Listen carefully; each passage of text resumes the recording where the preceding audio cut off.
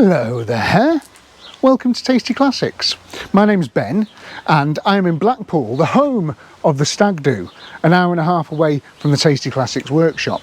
And a friend of mine, Chris, he messaged me a little while ago and said, Ben, unfortunately my old man has passed away and his old car, his Golf GTI, his 1985 Mark II Golf GTI in black as a 3-door with nice Pirelli P-slot alloy wheels, is sat on the driveway and we need to move it. We've got to sell the house, we've got to do all those things that families have to do.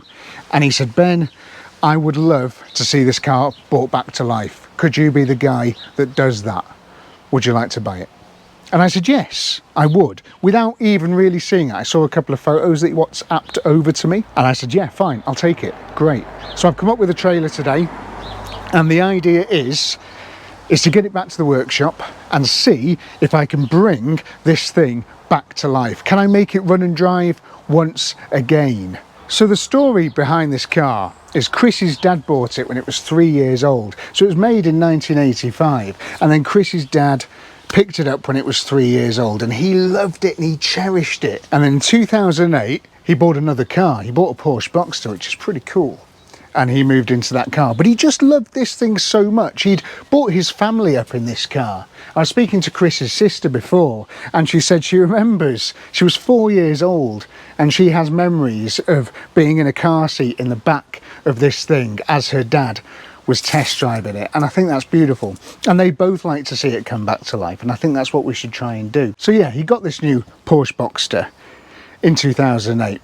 Couldn't bear to part with this and he parked it on the driveway where it is now and it didn't move again. It sat there and sat there and sat there and it's ended up 17 years later in its current condition, and I think that condition's pretty good. I've seen worse.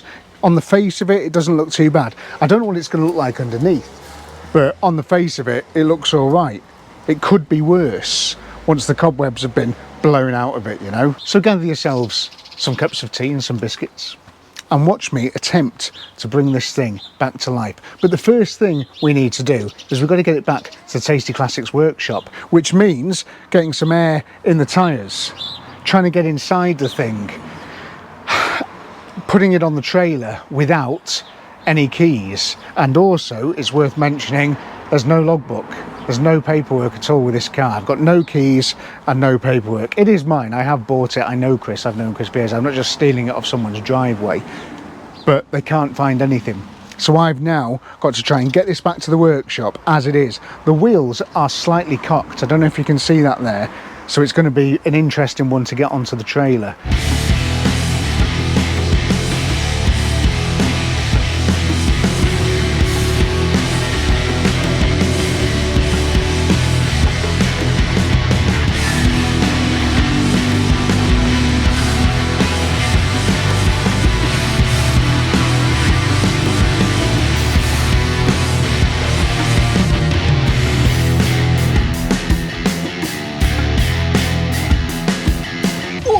It's got a set of Pirellis on these Pirelli P-slots, which is fun, isn't it? It's pretty cool.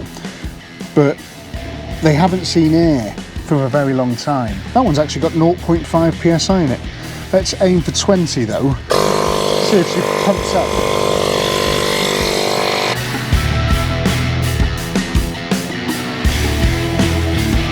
Chris did tell me that he could get into this door, but as there's no keys, I can't unlock it from here, so I'm going to have to go to the side, see if I can put the window down.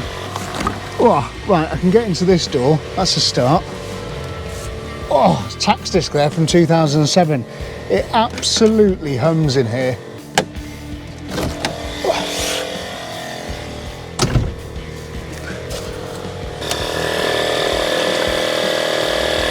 It's definitely been damp at some point.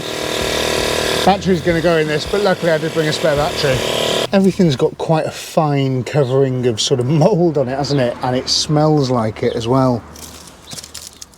It has got very damp at some point. What is that? They look like bushings. Chris did tell me as well that there was a gearbox issue, he thinks. So I guess, I mean, yeah, we're going to... I can see the roof lining. has come down in the back as well. God, it really reeks, this thing. But it's all there, isn't it? Couple of tucks on there, which is Welsh for holes, I think. Oh, breathe in. That does not feel like it's attached to anything, which is good fun, isn't it? Okay, cool. What's that there? That's not a key, is it? Oh, weird. I love to rock. So do I. It's great fun, isn't it? Ferrari Dino top trumps. Cool. Okay. No keys though. He did say he has a look around the car as well, and there isn't any keys, but yeah, it's pretty cool. We'll have a look at the engine bay when we get back to the workshop, I think.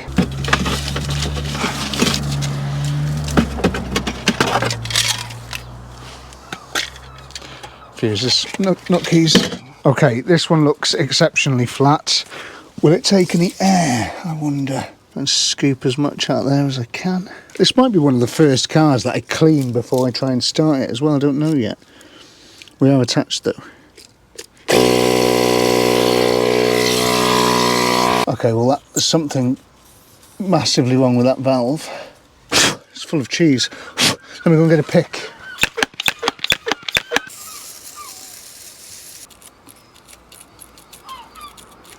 Come on, baby, take some air, because you're going to be hard enough to get onto the trailer as you are. I think she's coming. Oh, please rise. Sir Pirelli of P6000. 185 60/14s as well. Good tyre size. That sort of tyre size makes a fun hot hatch. It's got a big chunky sidewall for a nice bit of flex. You don't want no sidewalls on a hot hatch. All these modern things with massive 195 or 225 tyres on with little thin little 45 or 40 sidewalls are no good. They just make clangs and bangs and too much grip. You don't want grip in a hot hatch. You want to be able to feel it roll and slide and push it into a corner as fast as you can, and just sort of, you can feel it give as you go round, and it just makes it fun, makes it enjoyable. If you've got one of those big, new, fancy alloy wheels and you lose grip, you just end up in a hedge. They don't really give like these, you know. That's progressive. You can feel the car progressively moving or progressively losing grip. There seems to be a huge hole in the bottom there.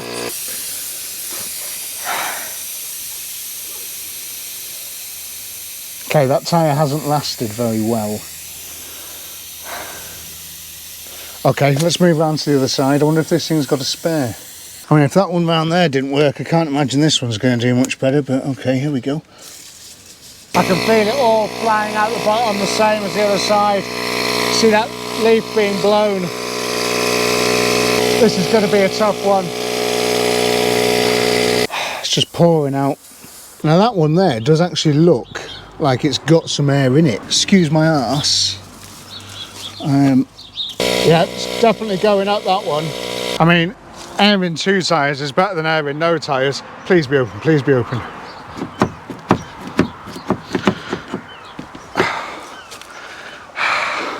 I'm not going to enjoy this next bit. Okay.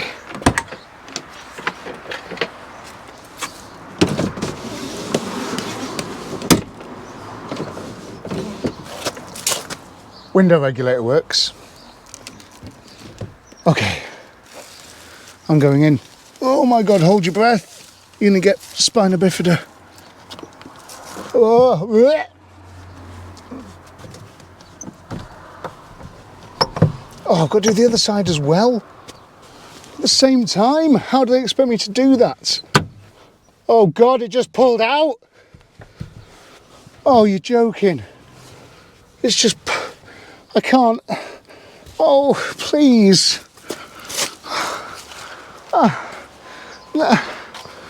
That's the thing for the, I can't get the specs.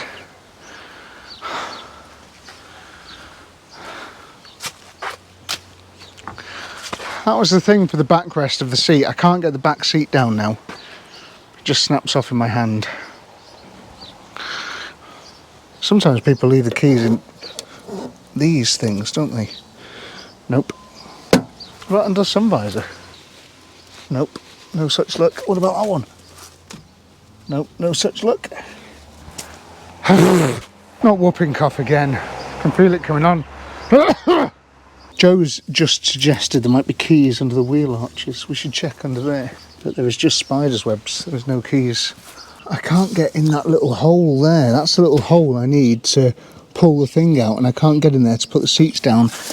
And to be honest, I would only be able to get one wheel out of there if I could anyway. So I might just have to drag it on these two front flat tyres. But I want to make sure this is properly attached, and yeah, it looks pretty solid, that actually. That's pretty good. Handbrake I think is off, but it isn't. Well, is that out of gear? Is it in gear? I don't think anybody knows. That gear stick is like stirring custard. Here we go.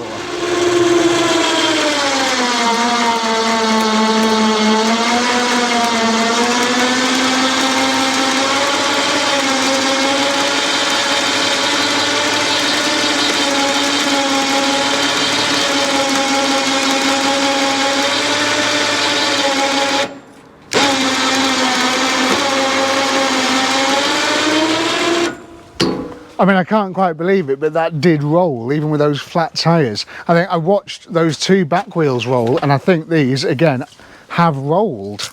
The annoying thing now, though, is I'm going to have to completely block the road in order to get this car onto the trailer. I've not quite blocked the road, but it means that the trailer's at an angle and the car's going to want to come straight. So my idea is to try and pull it back and see if Joe and I can bounce it over to sort of face it in the right direction to go up there. I don't know if that's possible. It weighs a 10, but strong men. Okay, let's go.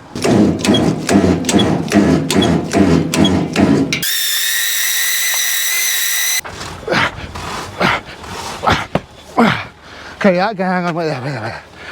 Ooh. It was good, it was good, it was good. We're doing the right thing. And again, you ready? 2, 3.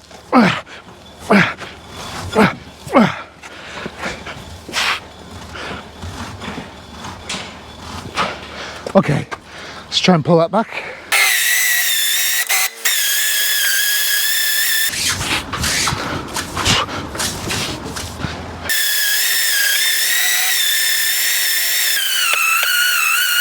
Getting so close to this thing being square on, it's amazing. Yeah, that'll do. We're on the trailer. That was a lot easier than I thought it'd be, actually, to be honest. The car evidently may want to come back to the Tasty Classics workshop and be saved. So we'll get out of the way of everybody in the road, strap it down, and we'll see you there. I was trying my best, but I'm not sure it was going to ever hold air, this. Like Kermit's mouth. Ah, hello. I'm being rescued. You should probably get out of the road and stop pissing about with this tyre. Because people are trying to get past. So we're back at the workshop and she's been de-strapped, and I'm just having a brief look over things, and let me show you this car. It's just super clean. There's next to nothing. I found there's a ding there that could probably be pushed out, but arches wise she's beautiful. And I mean, you're not going to believe this, but look at that for a sill on a Golf, on the floor, everything. This is exactly what the doctor ordered. You know, we want nice, trouble-free, rot-free cars. Why did I say trouble-free? Please be trouble-free. She's going to look, when this thing gets a proper buff up and a valet and all that sort of good stuff, she's going to look absolutely amazing. I can see it. This is, you know, hopefully that's all going to clean up. That's only bird muck, I think. Maybe a bit of lacquer damage, but we'll clean all that up, we'll buff it. It'll be nice. All this needs to be replaced. I'm going to have to get all new locks and stuff. This interior, again, it's a bit stinking, but it's going to come up okay. We'll leave that like that. The only bit of rust I can see is a bit of bubbling just on the scuttle panel there, which, you know, if we don't go anywhere near it, it'll be fine. Pirellis look okay. Again, bit of a polish up, should be all right. Got some tyres, hopefully on order. They're going to be here very soon. I simply can't wait to see it cleaned up. I think it's going to be superb. But right now, we need to have a look in here, in this bit of the car. These should have a 1.8 litre, pushing out about 110 horsepower, 8 valve engine. Not the 16 valve, this one, the 8 valve. Is this going to work? Oh, that sounded positive. Oh, it opened. Whoa, look at this. Raid HP. It has got the strut brace and it has been lowered as well. Definitely you can tell. It's got a bit of suspect, not just because the tyres are flat, it's actually been lowered. Battery still in there. Look at all the cobwebs and stuff. Oh my God. Oh dear. Oh my God, what's this? That's going to be fun, isn't it? Hopefully it'll just work. That's the gold standard, isn't it? We'll put a battery on it, it's got fuel in it, and we'll just start it, it'll be fine. But I want to have a look at stuff like the cam belt, see what condition that's in. I want to try and turn the engine over on the bottom pulley, see if it does rotate. That is full of washer fluid. Oh, it's all absolutely disgusting. There's probably newts in there. What about in here? Oh, there's still water in there. Okay, it's probably going to want a flush, isn't it? Yeah, that's all right. You can't really see much. It's got a cover, a splash cover. Looks like something's been leaking. Maybe it's that seal around there. But looks nice. What about on the end of this stick?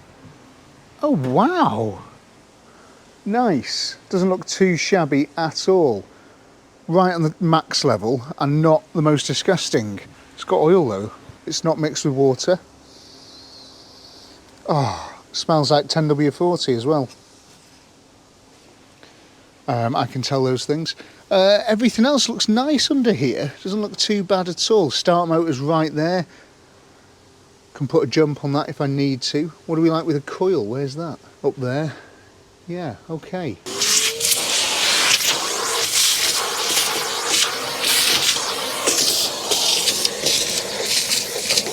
Come on, Henry, it's dinner time. One mildly pleasant thing about this car is it hasn't been sat on grass, it's been sat on hard standing, so I'm hoping that's going to be good for a few things. And it doesn't look like there's been any mice in here or anything either, which is quite handy. Because they like to eat wires and stuff, don't they? Henry loves this type of stuff. It's his bread and butter. That's how he makes his living. We've got brake fluid. Oh, it's got brake fluid in it. A great place to start though is to just give everything that is, you know, sort of semi-mechanical, like pulleys, alternator and things, just give it a good bath in oil. I don't think this is an interference engine. And if you've watched this channel before, you know I just don't tend to bother with cam belts, ever. However, this is a nice car. It's an expensive, nice car. It deserves proper treatment. So I am going to have a look at the cam belt. I might not change it, but I'm going to have a look at it, all right? Just to make sure that it's not completely falling to bits before we twist the key on this thing, or stick a screwdriver in it and twist that instead, you know. This one first. Ooh. Could do with a parts tray to put all these little nuts and bolts and stuff in. Oh look, how convenient. There's one right there. I'm wearing a hoodie at the moment that someone made for me, which is pretty nice, isn't it, of the old Fiat Panda that we did. Underneath it, I am wearing our new t-shirt design, which I'm going to show you later on once it warms up enough for me to get my t-shirt on, because it is quite chilly at the moment. Oh, it's supposed to be like 30 degrees this week. Okay, so we've got a Allen key thing there. So let's try our best not to round that off. This is why I don't do cam belts, because how do you get your hands into places like this? Got to have carnival people hands. Scuttle panels and slam panels are nature's tool trays, aren't they? As God intended. Aha! See? Oh, oh, oh, belt for the cams, and it feels great. It looks nice and clean. I'm pretty happy with that. When I turn it over, I'll be looking at it. Do you want to see what it looks like? Could be worse, that, couldn't it? I don't know how well you can see, but you can see on the idler there. Looks very nice, very flexible. It's not dry or anything. Looks pretty decent. As I'm turning it over, I am going to sort of be looking at the cam belt and seeing what it's doing and checking for cracks and things as well. Because it is so windy today, I'm just going to take these windows down like so. It's fine, isn't it? Look at this tax disc here. 07. It's got a different reg in it. Must have been and it says Audi. Oh my God, what's going on? Is that one? 09. Yeah, that's okay. Yeah, 08, 09, ends in 09, March with the right reg. That's pretty cool. What's this? Is that a driving licence? Yeah, it's a paper driving licence of the previous owner. Ha! Cool. Okay, yeah, UK driving licence. There's nothing in there, I did check. Ferrari 250 GT Berlinetta, 1959. We did one of those last week, didn't we? One of those 250 Berlinettas. Look at this thing here. It's a bloody race car. It's practically a Ferrari. Drill discs. Look at all this crap over everything. It's going to need a proper old wash, isn't it? Look at that for a bleed nipple. Do you reckon that's going to go again? Tell you what though, I've seen worse. Flexies and everything look half decent. Yeah, and you can see there's a bit of colour to that. Look at the colour of them. They're not standard, are they? It's on the flow. Right, get a socket on that and we will attempt to spin this thing over. You can see that there, can't you? Nice, right, that's what you're going to look for. Worth mentioning as well that when I was driving this thing back, I thought ahead and we stopped at a petrol station and I put 40 quid's worth of petrol in it, which is pretty cool, isn't it? Thinking ahead. Right. Oh. Oh God. Oh God, it's as though it was parked up yesterday. I can feel compression as well. Yep. Compression building. And the cam belt, there's no cracks. Not a single crack in anything. I'm just looking for any markings on the cam belt as well that can see a manufacturer. Here's that some? Oh, it's flying over this thing. Bloody hell. Everything else is turning. The alternator's turning really nicely. Doesn't look too bad to do a cam belt on this, but I'm still not going to do it, okay? Right, that's got another 100,000 in it easily. So when this car's all done, I'm probably going to raffle it off because I think it'll do really well. And I think one of you guys deserves a nice car like this, nice usable classic car. Because I've got a few and you guys might not. But that'll probably be in like episode 2 or 3 once I've done all brakes and stuff and got it on the road properly. But what I'm saying is, when one of you wins it, you can get out on your driveway and do the cam belt yourself, can't you? Nice. Right, happy enough with that. I'm about to get inside this thing so I can start pulling the cowling apart and seeing if we can't get to that cap. And it's getting warm, so it's time for a reveal. The new design for the third quarter of 2025 is trans fail-safe mode. This is the new t-shirt that we had designed by Kyle, and it features the BMW 7 Series and the words trans fail-safe mode, which someone suggested in the comments of the last BMW video. And these are available now from our website, tastyclassics.co.uk. There's a limited number of these, as is always the case when we do like a different design. There's also stickers. It's all very, very cool. But I'll tell you more a little bit later on about all that. But this is my new t-shirt. I like the colour and stuff of it as well. I'm nearly in a medium at the moment. This is getting a little bit baggy, these larges. Nearly heading towards a medium. Very exciting. First job is to try and move this chair back. It moved forward quite easily, but then stopped. Right, that's as far back as that's going to go. I've got to start stripping this, really. So I need to take all these horn buttons. How's that going to work? Take that thing off. There's probably a big socket behind there.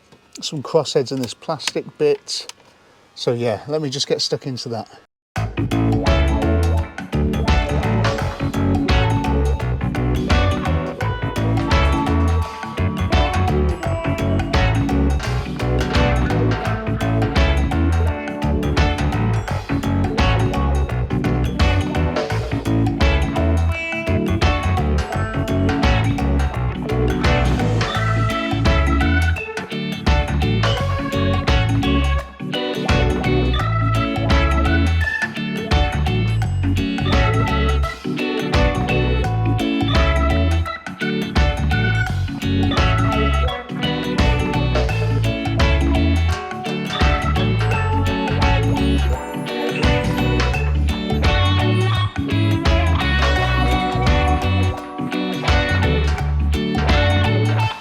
Five minutes work, if that, You get a whole new one of these when you buy like a full key set. You get like this whole metal piece with a new bearing and stuff in, which is pretty cool.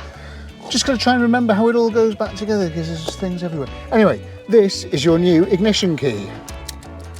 But not only that, the steering lock is now off the car. Which is fantastic news, isn't it? God, son, I love it so much.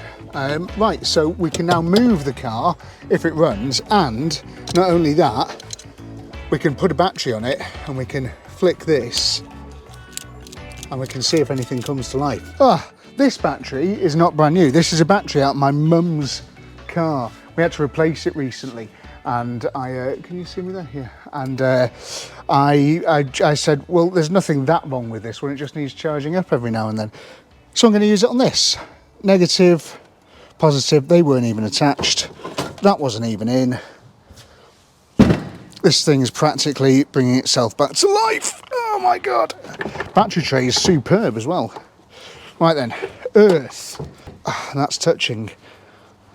And I heard things happening. Let's just torque that down. Just get my torque wrench here. Actually, I've got a 10mm in my hand. Look, I'm doing it properly. Rob will be pleased. God, this thing's very heavy. Oh. And it's all in one piece, and yeah, obviously hasn't been serviced in a million years, but that's fine. It's not full of crap. I'm brimming, I'm telling you, I'm brimming with confidence here.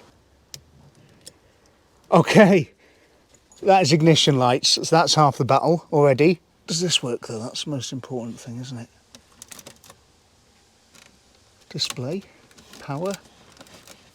There's the buttons. Why is it working? Now, when I did connect the battery and switch ignition on, I did not hear a fuel pump. But I just want to see if we've got start motor. We do.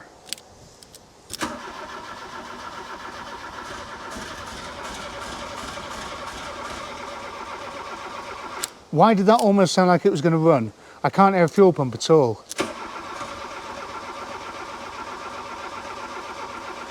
Okay, well, there's no fuel getting in there, but there was a couple of little coughs. I don't know why there was a couple of little coughs, maybe some residual stuff.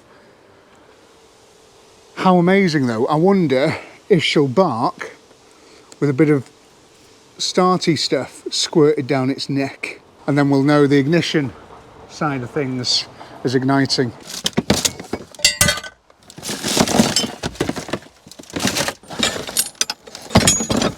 I haven't got any of the stuff I need. Don't judge me.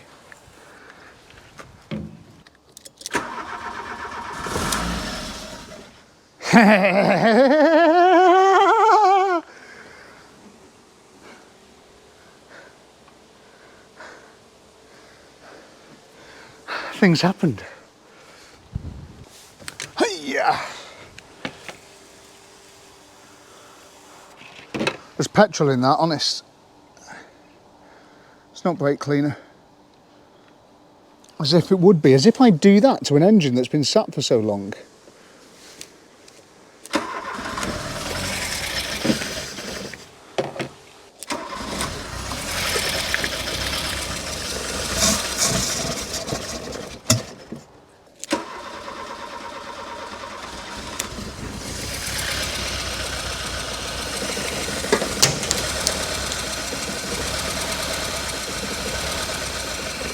She's sweet as a nut. She's like brand new.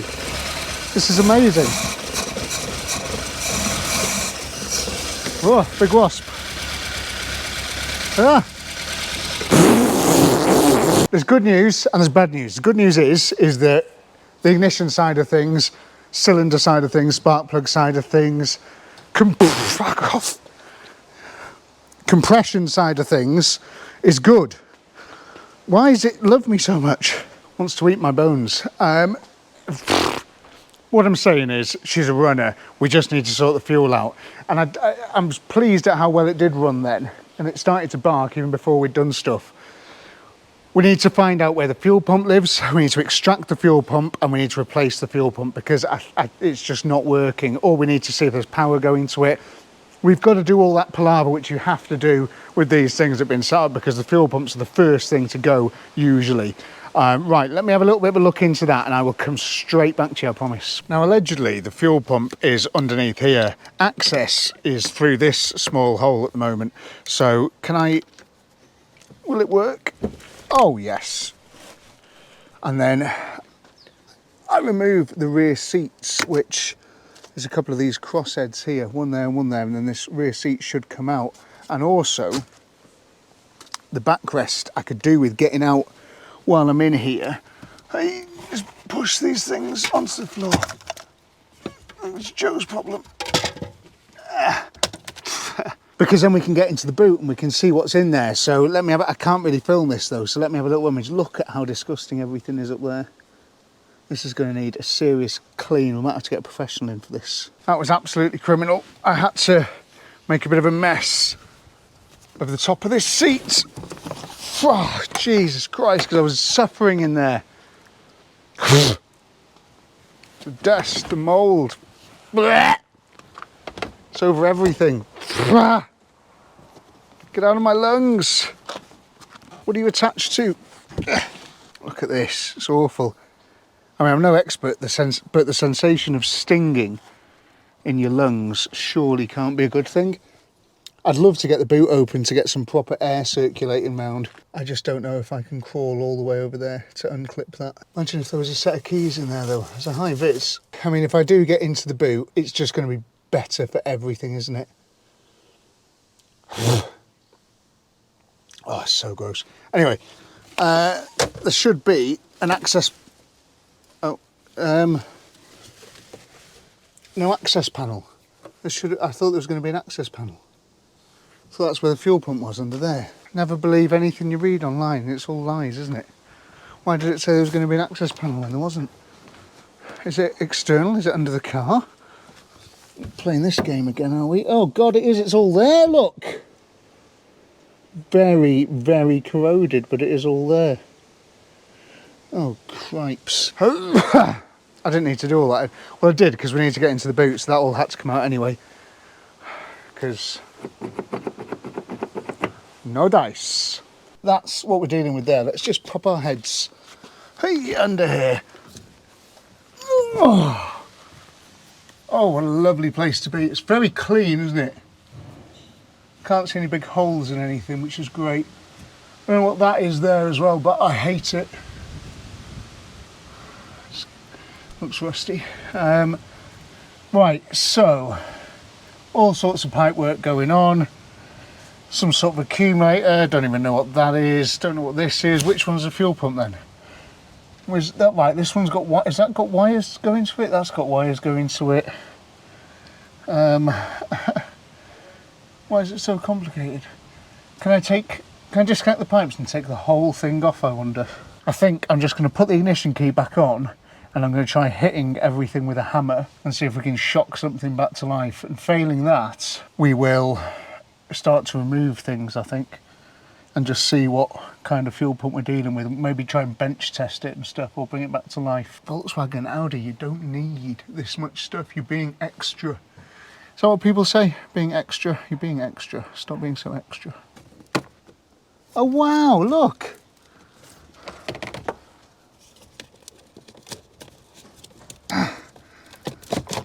Oh! Is there a key in there? Look at this! Please be a logbook. Oh, look, it had a cam belt last week.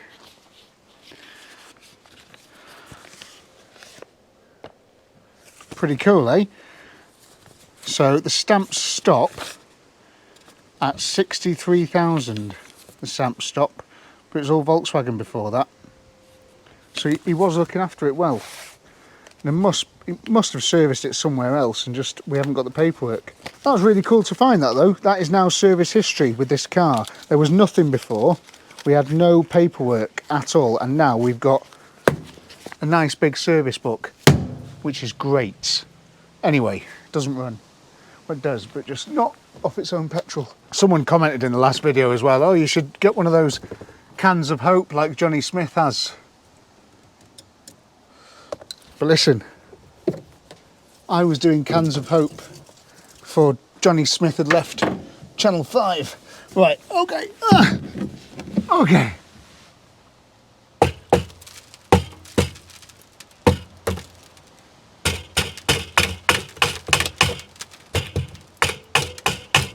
Right, that didn't work. What can I try now? So I'm just going to fall off the jack stand.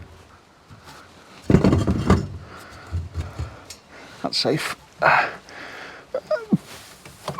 Okay. So the plug's out. Oh wow, it's just got two. Even though there's 4 wires going to it, it's just got 2 things. Let me get the multimeter and see if we've got power going. So that connections are very nice and clean, which is good. Okay, and on. Okay. Off. Okay. On. Is that all the way on, yeah?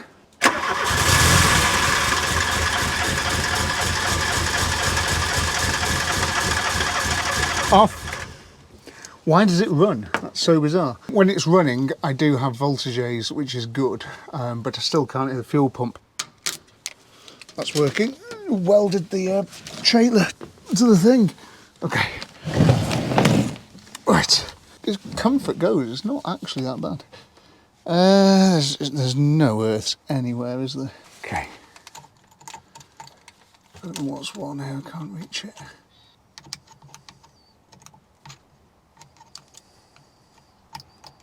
I'm trying to force 12 volts up it, but it is not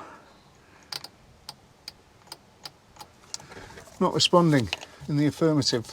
Okay, so fuel pump is well and truly dead. How do these even work? Why are they built like this? I think it's a big crosshead, but it's just full of crud.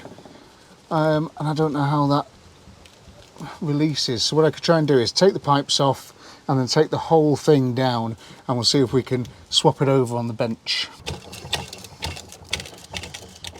At least it's a nice day though, eh? Okay, oh God. Right, well that pipe's just completely split to a million pieces, as I thought it might do. Where am I going to get another one of those from? Everything is very nicely corroded and does not want to come off.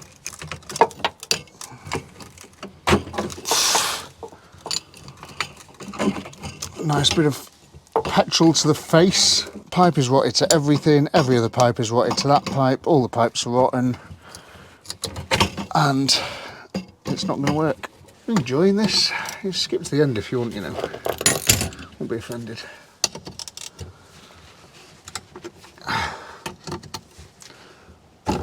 Oh yeah. Yeah. Right, now is that just going to continue to drip? Because that's just the feed from the fuel tank, isn't it? Okay. Bright eyes. Wonder how Matt Armstrong's doing changing a battery in a brand new Lamborghini. Hope he's okay. He's not struggling or anything. Ow. That one won't come out. It's okay. Don't worry, we'll be fine. Right, okay, so I can't get that out.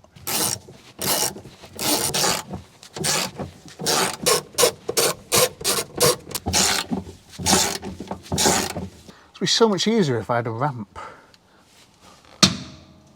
Oh my God, I forgot they've got a ramp in there.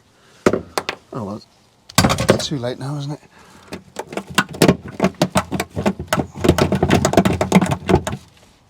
Come off then. Oh, you just have to pull it harder.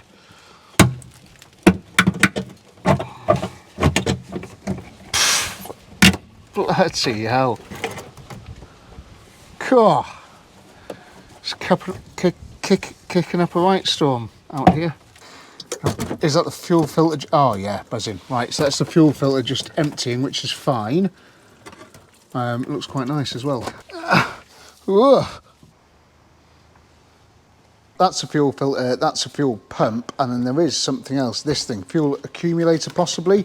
Now this pipe was toast, so I'm going to need to try and find one of these online, or see if I can just get one made or even try and make a new one myself, but I don't know if I've got that thickness of pipe. That's the thickest pipe I've got.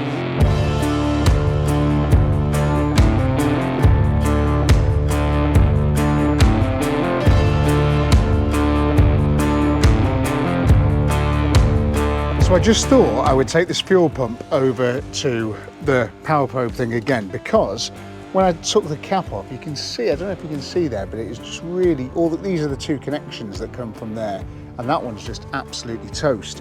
So now that I've sort of cleaned it up a bit, the connections,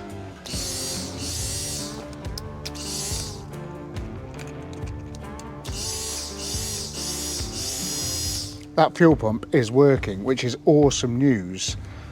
So I've just got to now try and take this off, clean those connections up, and try and find a way to put them all back together and make it sort of work again nicely, and then that can go back in as it is, which would be great, because they're hard to find, these things. I knew it wasn't going to be as straightforward as all that. That terminal's absolutely fine, but this one here, I don't know if you can see there, is absolutely toast, and I've been trying my best to extract that, but the top of the nut, see, like that there, has snapped off, so I can't complete the circuit, if you like, because I can't get, there's nothing to come through there. So I've got to try and find a way of getting this out, but as I'm turning it, and I've tried now, as you can see here, it just spins like so, doesn't actually do anything.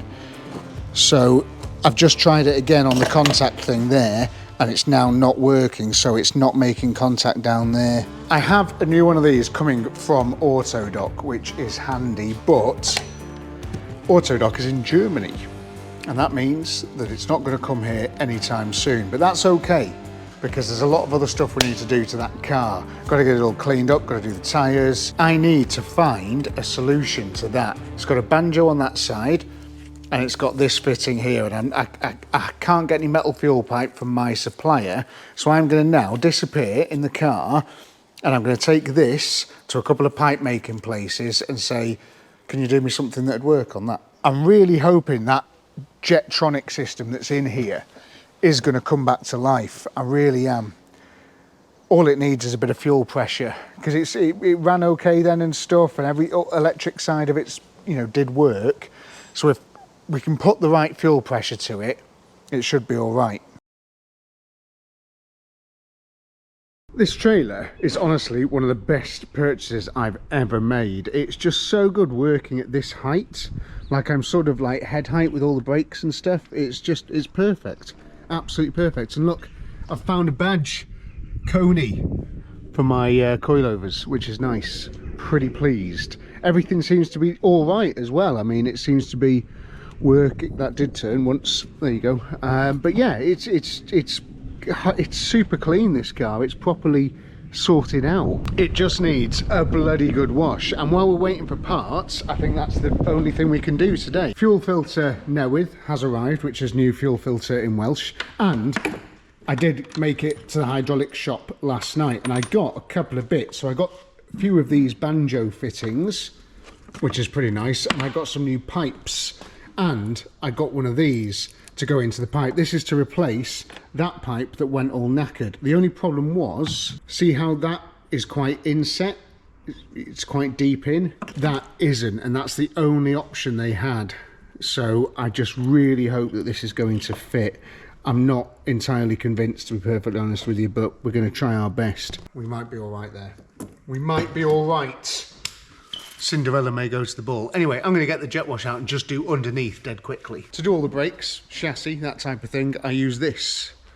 Is it say rough or tough? Roughy tufty, spinny roundy patio setting on the jet washer. It's so good. It'll do all the underneath of the car, and it'll make things so much easier. So let's get stuck into that.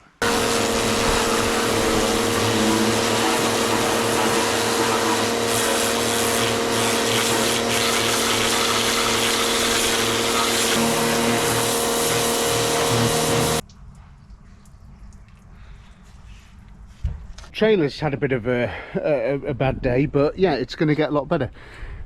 good opportunity to give it a clean as well, you know. But doing all this, it just makes everything so much better. I can see the brake pipes better, I can see all the bolts better, everything. Look at that, you could just, all the rust's gone, you could get to things if you need to. Proper nice job that, really pleased. So underneath's all done, and I've gone all the way underneath with everything as well. I need to do the outside of the car, and I'm not going to use the crazy pressure thing for this. We'll just use the normal, this one, softer one, and we'll do all the bodywork and we'll make it all nice. And I'm going to use this opportunity to say thank you to a group of people on YouTube that make things like this possible, and that is the Patreonaires. And we didn't do it in the last episode of this thing here because we were in a field somewhere and I didn't get a chance to wash the car or anything. But because we are in this, it's about time that we said thank you to all the new guys that have joined up since the last big resurrection, which I think was the Proton Satria. And that Proton Satria as well is up for raffle at the moment. If you go onto the website, you can enter the raffle for that thing there. It's MOT'd, it's ready to go, proper fun little car. And this thing, the fate of this thing is probably, hopefully, if it all runs well and everything, going to be the same. I am going to raffle this car off just because I need to turn these things over. I can't keep just collecting cars. I've got cars everywhere. There's 4 cars in this place here. And I've just got this back from a very expensive exhaust. BMW's over there. You know, there's just cars coming out my ears. So yeah, it's time now to get this thing all cleaned. Joe's about to start wet vacuuming. I think he's already doing it. Wet vacuuming the rear seat that we took out, which is pretty nice.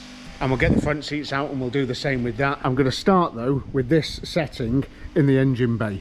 It's worth mentioning I'm using the patio setting on the pressure washer, on the wheel arches and the bumpers and stuff as well, because they're going to be covered in years and years and years of black plastic coating and gels and all this sort of stuff. So a way to get a really nice clean looking car is to remove all of that stuff first before you put on another layer of it, you know, because if you're just putting layer on layer on layer on layer of stuff, it's not really going to do the trick. You're not going to be penetrating the plastic like you need to.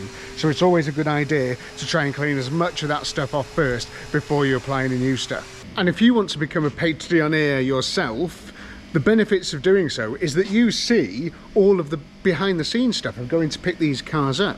When I get the trailer out and head off into the sunset to find these things, I do a nice little video when I get there and show all the Patreonaires what it is that I'm picking up and what is the next car for the channel. So they see it, you know, a week or so or even longer before you guys do. So if you want to get into that little club, and you know, we all have a bit of fun on there, a few comments and stuff, it's all quite nice, then there is a link in the video description and you can sign up there, and it does help the channel out. And obviously it's purely optional. Everything I do on YouTube is completely free for you to watch. You don't have, all you have to do is sit through some adverts. That's all you've got to do, and you can watch all of this for free. This car coming back to life from almost near death, you know, bringing it right back round and hopefully putting it on the road again as a proper nice classic car. But if you want to support the channel, you can do the Patreon thing. There are other ways though. You could go onto the website and buy some t-shirts, buy the new trans fail safe mode BMW t-shirt. There's lots of stuff that you can do on the website. And also, if you can't afford to do anything, just hit the subscribe button. Hitting the subscribe button would massively help, and I will really appreciate you for doing that. I really will. So visit the links in the description if you want to do any of that. Otherwise, just go and put the kettle on, make a brew or something, and we'll get right back into the action.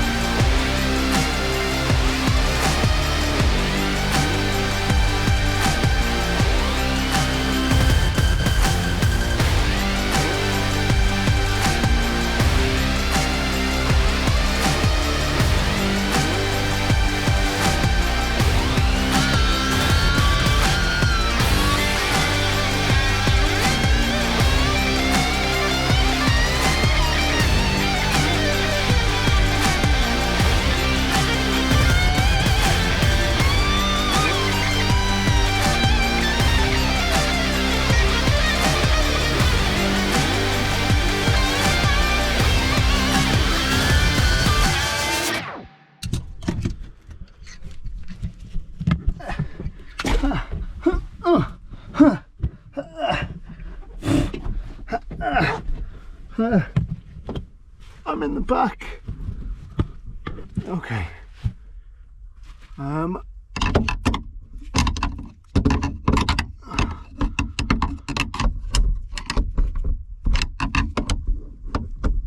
don't know how to do this. Is it in here? I can't get anything in there.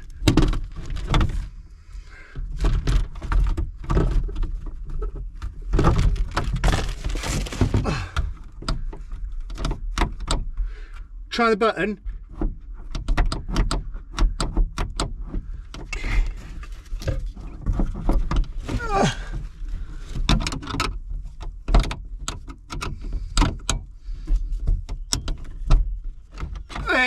Hey!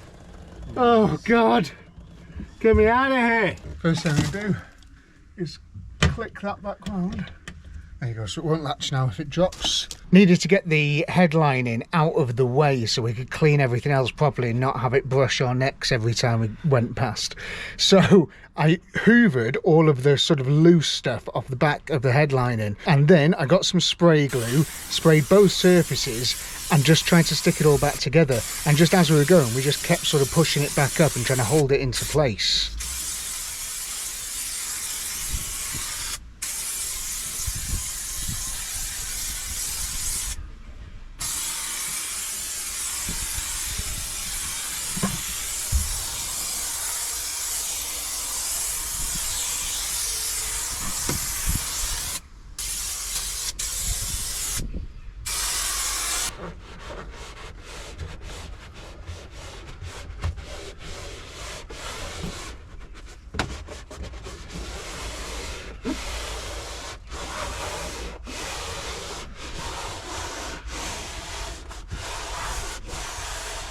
That's working incredibly well, isn't it?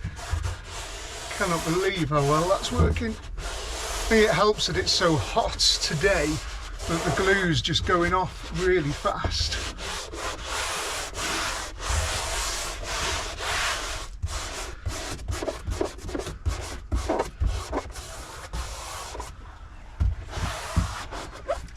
Bloody hell, it's like a brand new one.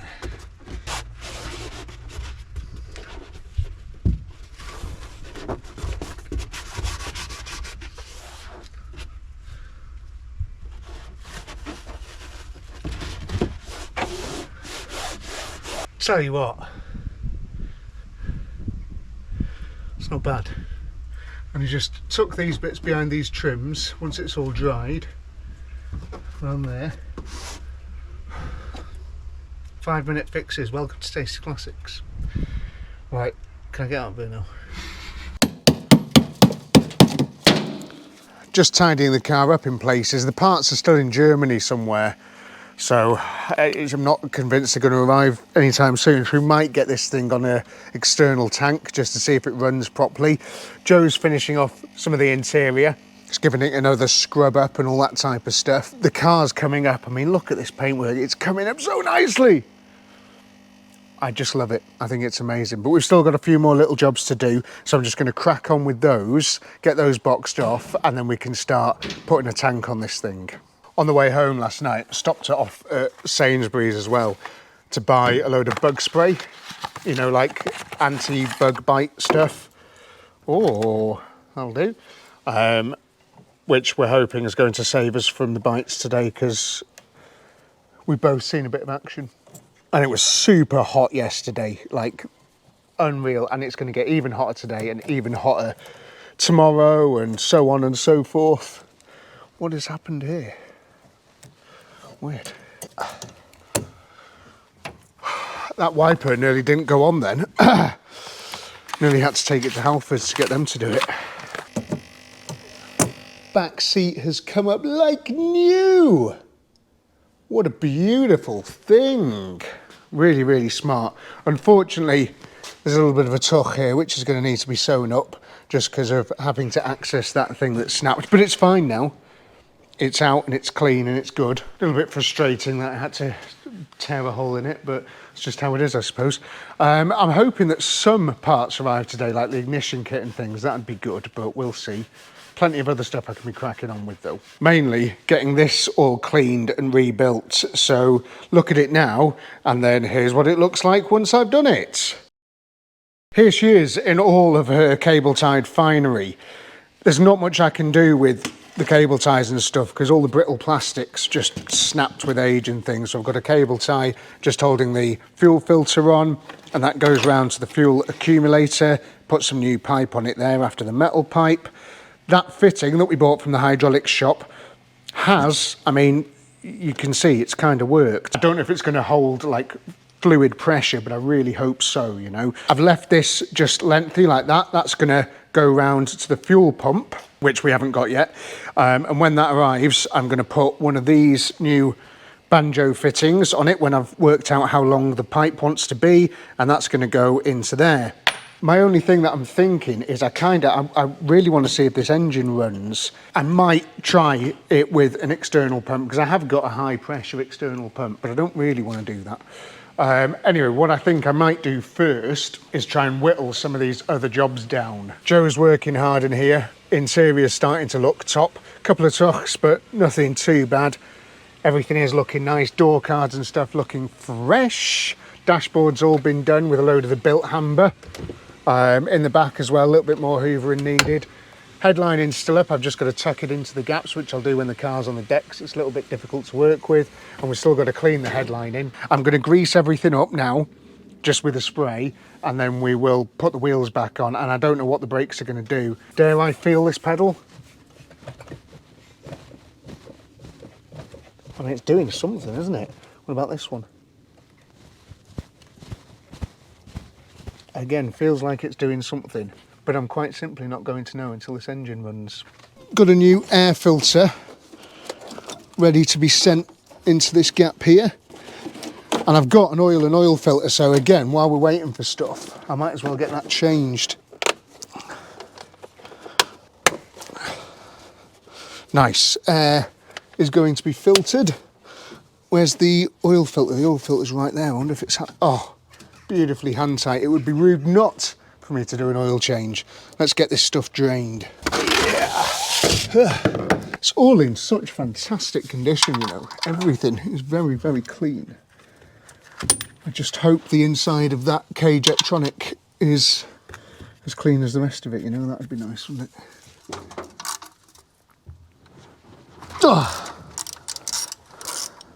Do it from the top, look. And then I won't get oil on my hands.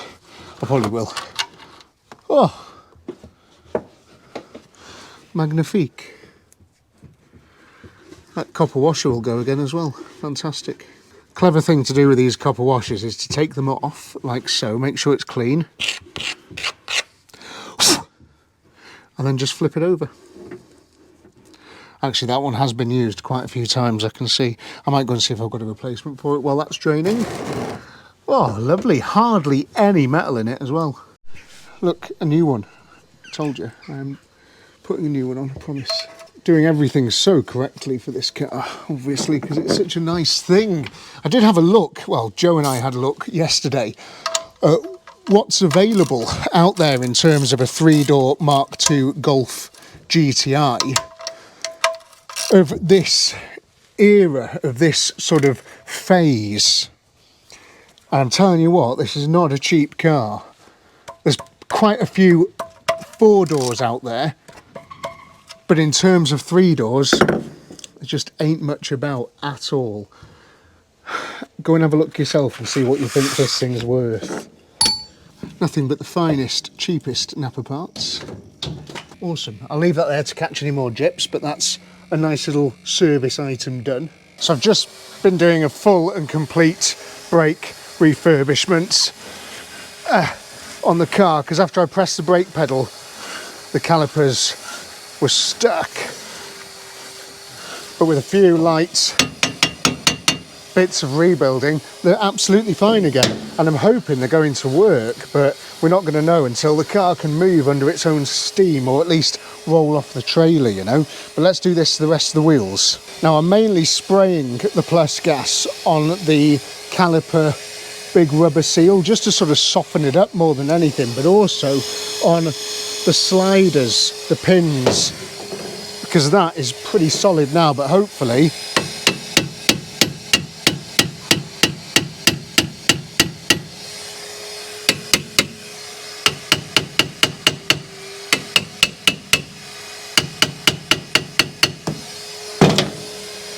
with a few taps you can bring it back to life, at least enough to make it move for now. There's a very strong chance it might want a new set of calipers or something if they're all seized inside, but that one did move. Do this, fingers crossed. Let's do the back ones. On these back ones as well, I'm also oiling up all of the handbrake mechanism because I've not even tried that yet. Obviously not going to be able to do handbrake turns if that's all stuck, are we? Just while I'm putting oil in it as well, I have noticed that the cam cover, the camshaft cover, this thing, rocker cover, is held on by the cam thing. So I'm just going to put those two bolts back on there as well, just to keep this all sealed and stuff, if it is even sealed. But I don't want to put this on just yet because I just want to see how the cam belt performs. I'm being completely serious when I say this as well, but I did genuinely try and get Pirellis on this, but Pirellis don't make 185 6014s readily available anymore, so I just can't get them. You could possibly get some online or whatever, but ain't nobody got time for that. So what I've done instead is I've gone with another premium make. Look at how easily they rotate as well. These are Sunnies. That fine tyre manufacturer. I got these because there's a little man doing a dance on them, which I thought is important. But yeah, I mean, tyres, aren't they? And I've mentioned as well, if you want to enjoy your hot hatch, don't get good tyres. Get the worst tyres you possibly can and just slide the thing all around the place. It'd be great, which is what I've done here. And I'm hoping at some point in the not too distant future, I'm going to be able to prove that by giving this thing a good spanking round some lanes. That'd be fun, wouldn't it? Hello and welcome to Blue Peter.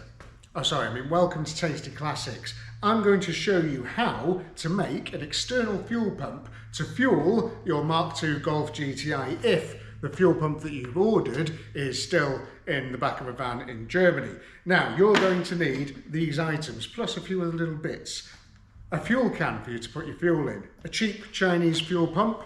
This is the kind of thing, this is a high pressure fuel pump, and I've got a positive wire in red and a negative wire in black, as nature intended. Now, you're going to want to attach your first bit of pipe. This is a much wider bit of pipe, and then you've got two smaller bits of pipe. They're going to attach to the Bosch K Jetronic, whatever it is, inside that thing there. You've got to make sure you've got a nice tight seal on this bit of pipe here, because that is going to be used to suck the fuel up. And then you just drop it into your fuel can. One of these is going to go into there as well, and that is your fuel return. And that's how it's going to look. You're going to need a power source. I've just got my boost pack, which I can chuck much more than 12 volts into. And then this is going to be attached to this here, and that is the out of the fuel pump. It's very, very straightforward. That's going to go onto there, and it's going to push fuel through that, and then we're going to connect these two ends to the car, put some fuel in there and connect it up to the power. Super straightforward, and I'm hoping to God it's going to make this Golf run. And this is what you kind of end up with. You've got your in and you've got your out going back into the can, and this bit here goes to this bit of the fuel distributor, and that's where all the fuel gets pumped in. And then this bit here is what we use these banjos for, goes back into the can. Should be amazing and just work and start first time, because why wouldn't it? Of course. Should we twist the screwdriver?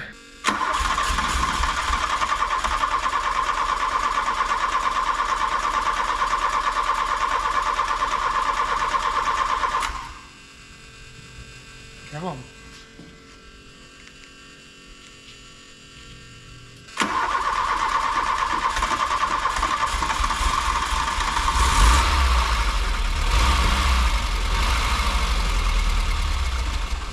Oh, come on! I had a little rev, my foot had an effect. Come on, baby, come on. not ran in 17 years. Come on.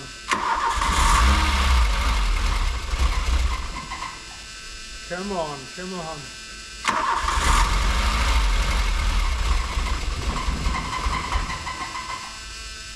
Just got to come back to life, that's it, that's all it is.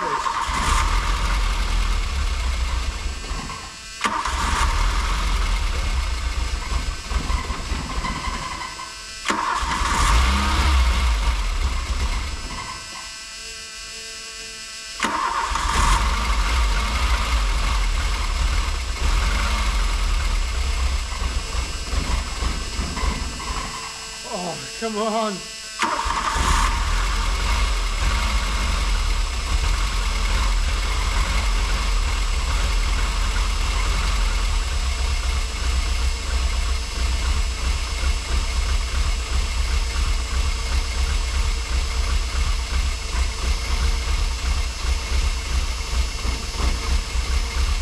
I'm not touching anything.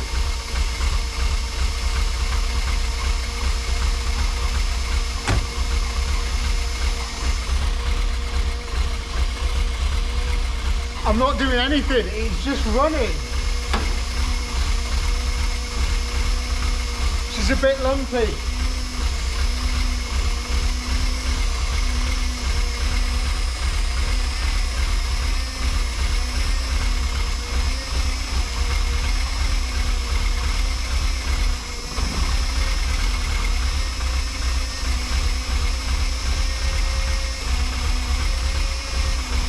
Come on.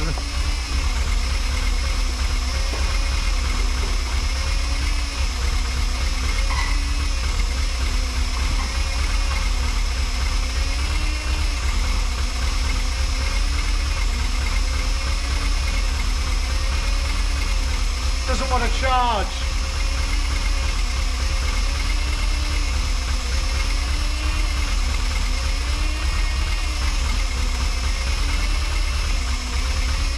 Come on, let's give it a little circle.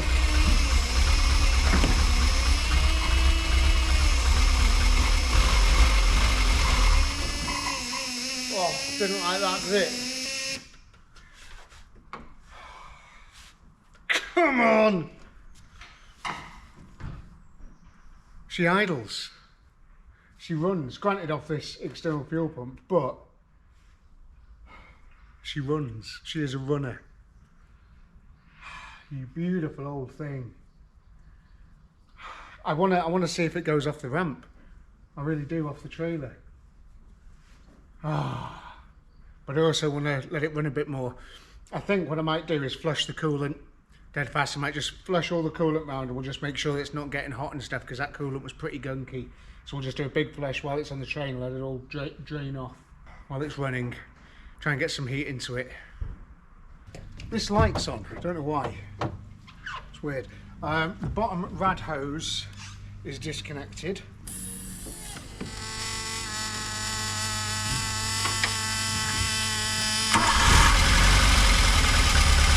Bloody hell, look at how well she fired up. That looks like a brand new car.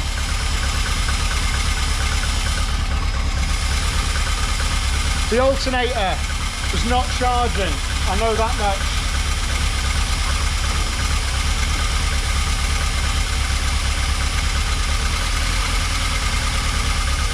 I just want to try and get some heat into the engine, into everything, into all the electronic stuff, the whole lot, you know. See the bottom radiator hose there.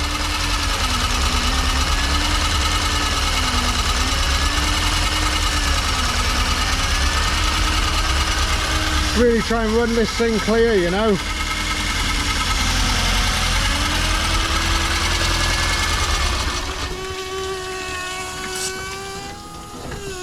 Fuel pump started to make a weird noise and then the engine stopped. It's just my knackered old fuel pump.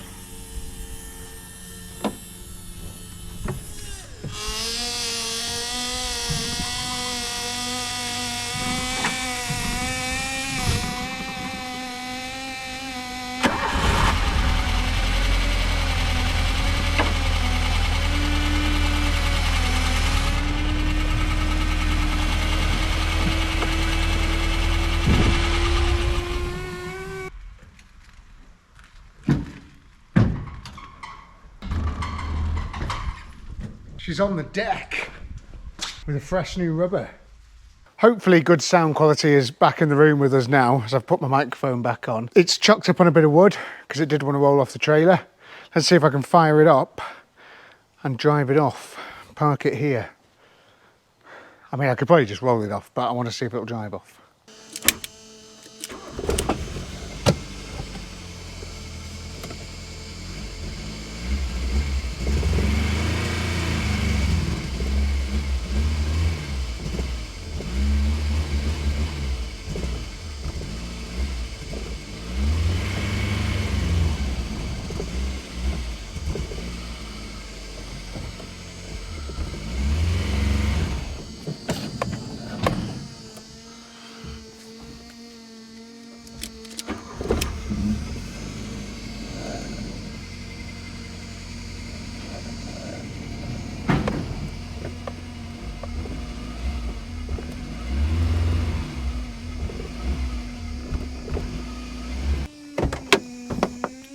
Joe might have to push us the rest of the way. Go on, give us a push.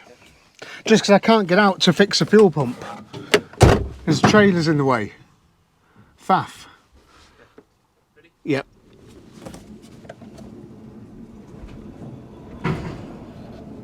It did drive over that log. I tried to do that on purpose to see if it would drive over the log, and it did. And I think the brakes are working. This is a very momentous special occasion. What can I hear dripping though? It's hugely hot here. It's about 72 degrees Celsius and Joe's about to spontaneously combust. So what we're going to try and do is get the Golf inside the workshop, but I want to drive it in. I want to see if it'll reverse in and it just can sit nicely square, and then we can finish off doing the bits of polishing that we need to do, finish off doing the rest of the tidying up bits, and then when that fuel pump arrives, I can get all that properly installed and we can make it run for longer properly, because that fuel tank can thing isn't really doing its job properly. I need a bigger boat tank with proper stuff. It's just, anyway, whatever. The fuel pump's crap. It's an old Chinese one, and I now remember why it's a spare one that I found in the Land Rover, and not a good one. I do have a good one in the Audi though.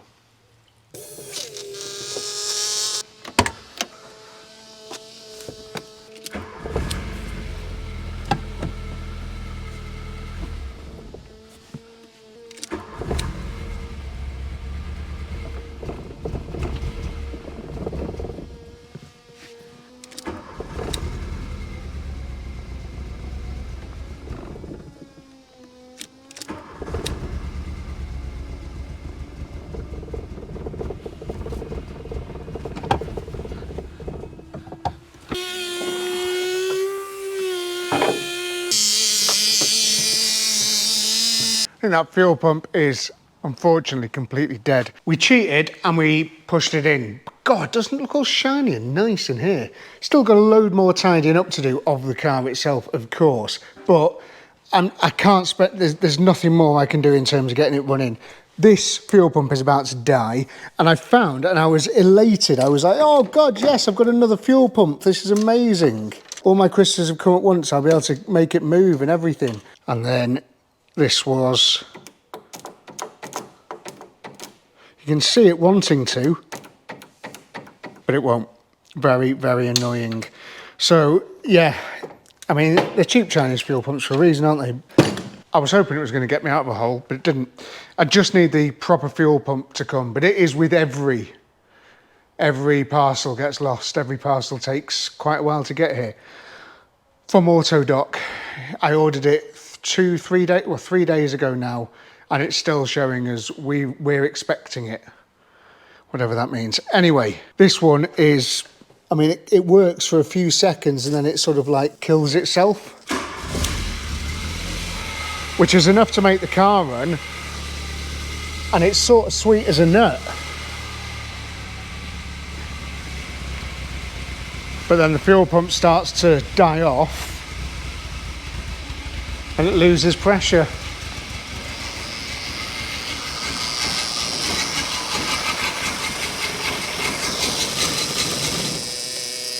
And starts making an awful noise. This Golf has come up so well. So well. I'm just in awe of how nice this thing is. But alas, it's Friday and the fuel pump still hasn't arrived. It's still in Germany, of course it is. So instead of trying to bodge the Audi's fuel pump onto the car and do all this sort of stuff, first job today, now that it's all clean, is I'm going to spin it round in here on some skates. I'm going to put it on the ramp and I'm going to leave it there until the parts arrive on Monday, because it is also swelteringly hot. Highs of 32 today, same yesterday, 33 tomorrow on Saturday.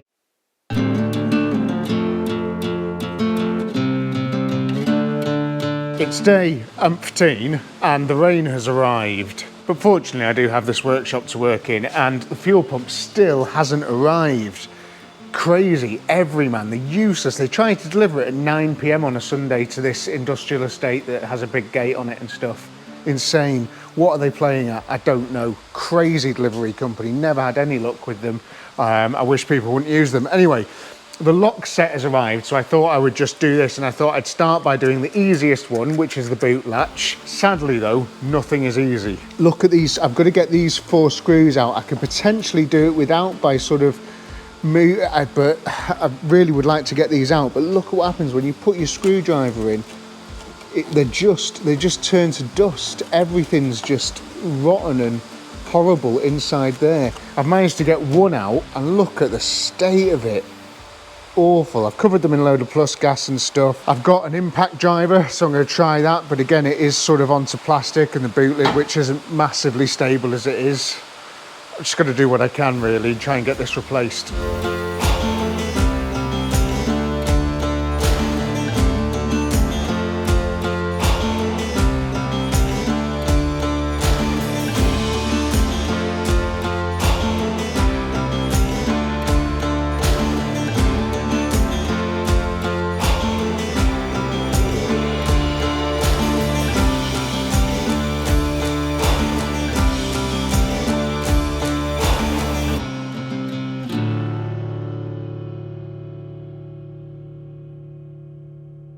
Well, if that wasn't so hard, it would have been really easy. So locked and...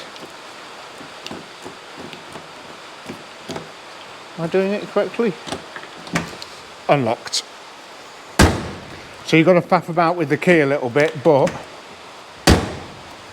it works as a boot lock, which is great.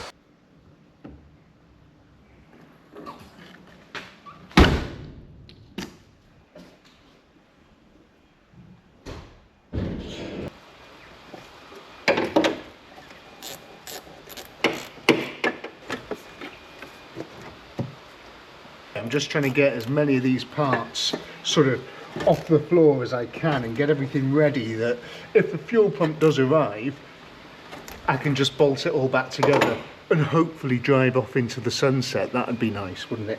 So I'm just going to put the cam cover back on, and the cam belt is looking absolutely fine. It's good as gold. Not going to have any issues there.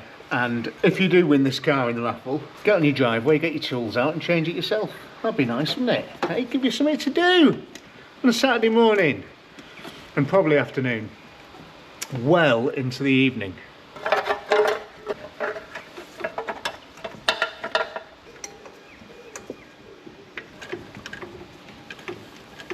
Tidy, that's all back to spec. Handle Newith, all in. Cheap Chinese handle off eBay.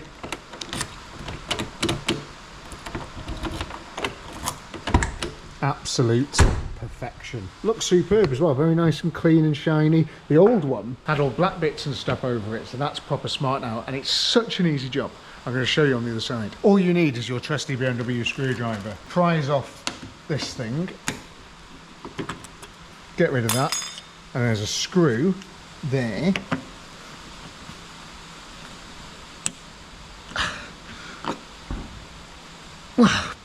Bloody hell.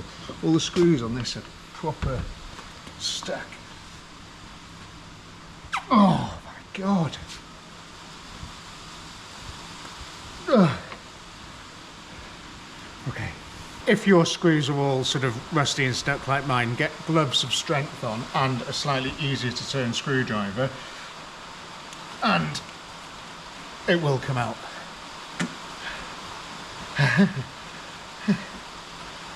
Didn't fall to pieces either. Fantastic. And then there's one just here. See that one there? Just tucked away. So if you could actually get into the doors, it's very easy to change locks on these cars. And should just pop out like so. So straightforward, honestly. And then make sure you put your new gaskets on. All that's doing inside there is it's just, see that there? It's just pushing down on that little lever there. Super straightforward. In fact, while I'm in here, might as well give the mech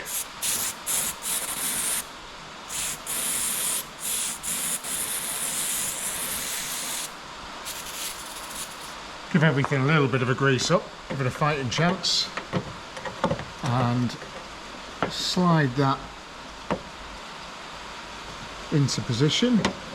Then make sure the gaskets are in the right place.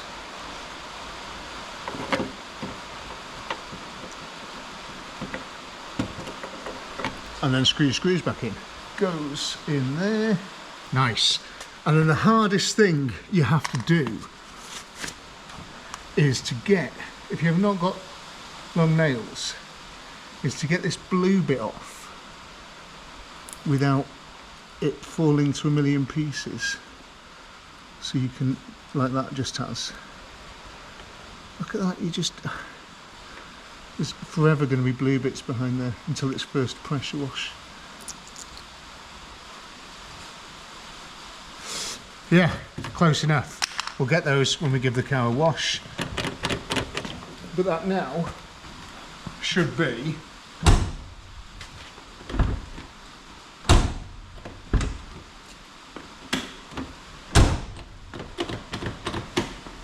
the car properly lockable, which is great, isn't it? Park it in the middle of Liverpool and it'll still be there when you come back.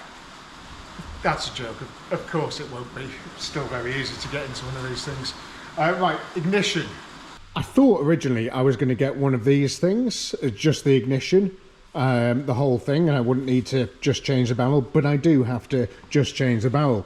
Problem is it's held in with this little spring here, see that? Tiny little spring there, which is inside here somewhere, and I've got to find out where that is. And it's not terribly obvious because obviously that thing's inside there.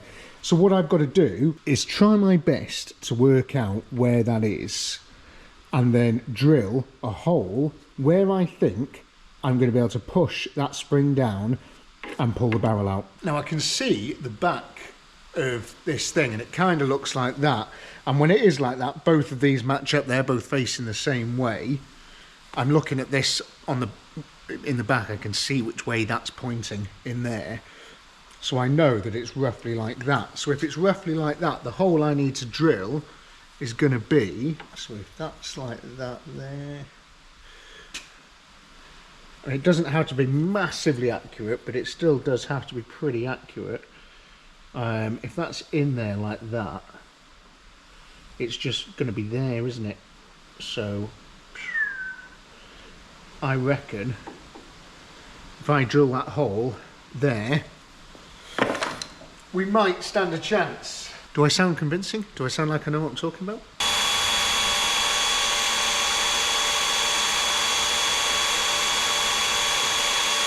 Now I've done this before on the Beetle, so I have got a sort of a rough idea of how this goes and if it does work or not.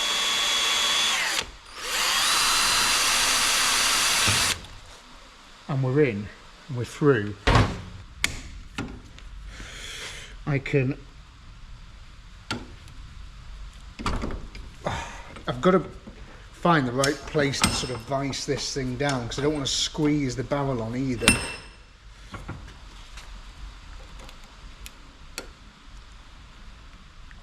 I'm so bloody good at this, you know. Should maybe try and do this for a living.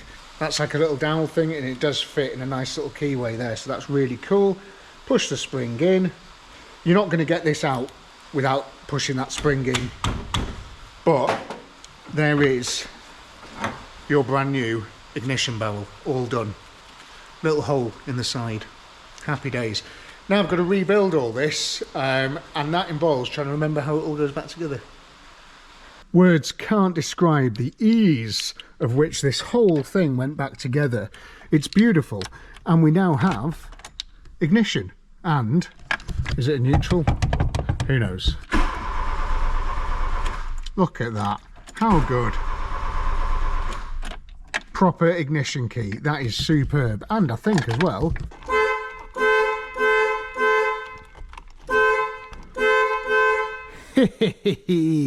we got a horn, baby, and some of the lights and stuff work as well.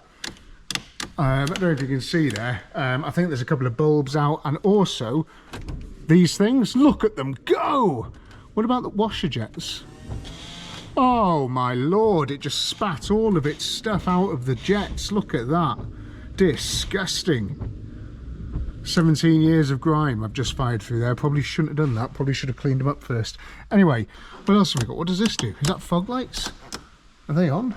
Has it got fogs at the front? I don't know. We'll have a play with that soon. Indicators.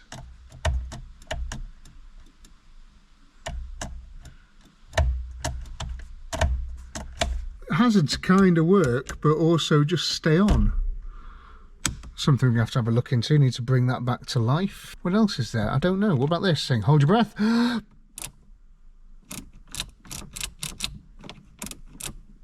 That's a negative. What about this again? Come on, baby. You're pioneer. You should be working. Where is an on button? Oh yes, that's the on button. Look at that. Have we got tunes? Joe, can you pull that aerial up for us? Radio Cymru.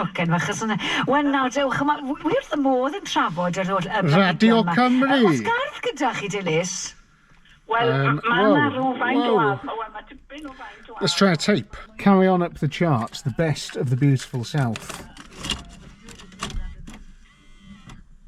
What's going to happen? Nothing. Oh my god, it's working. I can't play too much of that because we're definitely going to get copywritten striked, but wow, the tape player works on this old Golf. Oh, it sounds so good as well. I'm going to leave that in there because I'm going to listen to it. Hopefully when we get this thing out on the road, which I don't know when that's going to be. I do not know when that's going to be because Every is delivering my fuel pump and every time it goes wrong. Oh, even that works. Hello, you join me here inside the boot of the Audi 100 where I am removing its fuel pump, but that's okay because when I do the next episode on this car I'm going to be putting a different fuel pump in it anyway, so it's no love lost. But 2 fuel pumps that I ordered for this Golf, a backup one and the one from Autodoc that's coming via Every. Well, it might be coming via Every, who knows. Neither of them have arrived yet, so I'm going to bodge this one onto the bottom of the Golf. Great. I just want to show you, look how solid this car is. We've bought a really, really nice Golf GTI here. It's super clean, all the floors and everything, brake pipes, the lot. It's just super rust free. Even that there where the coatings come off, I think I pulled a bit of that off just as I was doing stuff, but it's fine under there. Yeah, you know, a bit of a proper new underseal on this thing and it'll last forever. It's super clean. Just nice, isn't it? Again, bit of flaky stuff in places, but everything's solid. Really nice. Last night, I was visited by the ghost of fuel pumps past. I remembered seeing when I searched for fuel pumps, I don't know why it came into my head, but it did, that there was 2 fuel pumps on this GTI. So immediately I woke up at 4 o'clock in the morning and I went onto eBay and I went onto Google and I typed in Volkswagen Golf Mark II 1.8 GTI fuel pump setups and I found this picture of this fuel pump, which is located in the tank and is accessed from inside the boot, which is super easy. So I'm just taking it out now and we're going to see if there's a problem with that as well. And I think there is going to be a problem with it because when I switch the ignition on, that is a lift pump, right? So it's lifting fuel out of the tank and making sure that the big plastic casing, this thing here, is full of fuel. So that's all full of fuel, and the big high pressure fuel pump sits in there and pumps it all round. And that little lift pump is doing that, probably similar PSI to an old carb sort of fuel pump. But I've not heard it work, and there is no fuel that has been flying out of the bottom of the car, which you'd imagine it would do. So I'm going to try and find one of those quickly. Still waiting for Napa to deliver us a new one of these. This one's totally toast. So as soon as this arrives, we can do the in-tank one, and hopefully this will be underneath the car and ready to rock and roll. It's fuel pump time, baby! It's not the hero we wanted, but it's the hero we've got. Thanks to Napa, superstars. Unfortunately, they couldn't get me the actual fuel pump that we needed, but we might have a workaround for that, mightn't we? That's slightly different, but it looks like it's going to do the trick. Fuel pump in the fuel tank is now working, and we know that because there's petrol all over the floor, which is great. So we're just going to soak that up now and then flick a match on it. So this is your basic setup. It's normal Bosch style fuel pump, flying round. This is the feed here, and that is the return to the tank there, which is all great. And then the power wires just coming from that plug to there. I'm just going to tie everything up out the way and then tighten that bolt a touch more, and then we are ready to test it. Fully aware that we've now removed this filter from the whole system on the car, but there is a filter on the bottom of the sucky bit of the fuel pump in the tank. So I don't care. And this is only for testing purposes. And as soon as the real fuel pump arrives, we'll recommission all this and get it all put back on properly. But I just want to drive this thing. I want to see if it runs. I want all that good stuff I want to do. Let's give it a go. All that's required from you now, you little golf, you goblin, is to run. It's as simple as that. That's all we need you to do. And don't leak.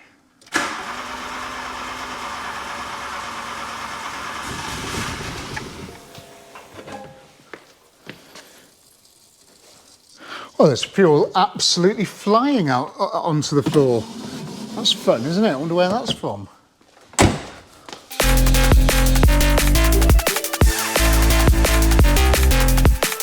Look at all that there.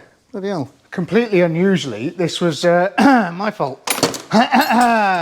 You don't usually make mistakes, but here we are.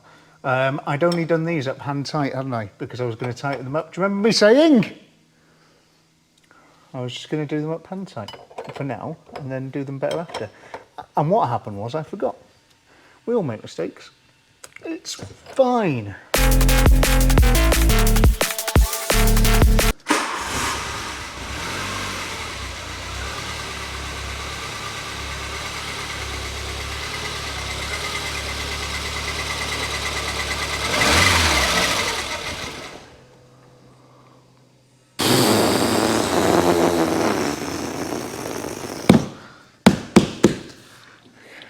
Come on, come on.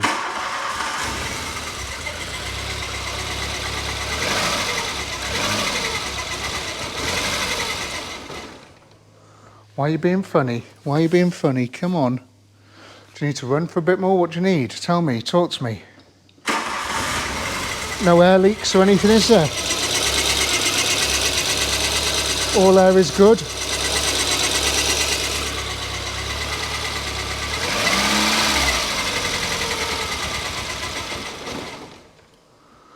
Doesn't want to rev up. Is there enough power in that fuel pump? It's a good fuel pump. Should be enough PSI.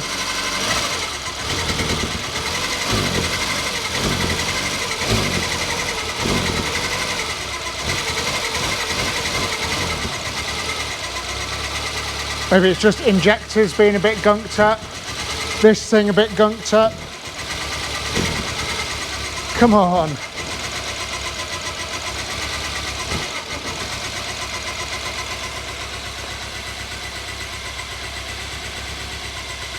Come on, baby, come on.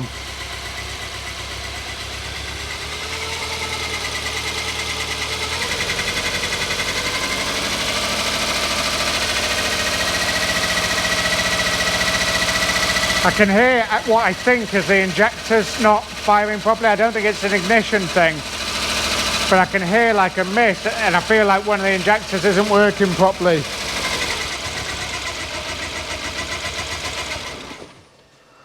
Oh, it's so close though to running nicely, and it is actually running off its own tank.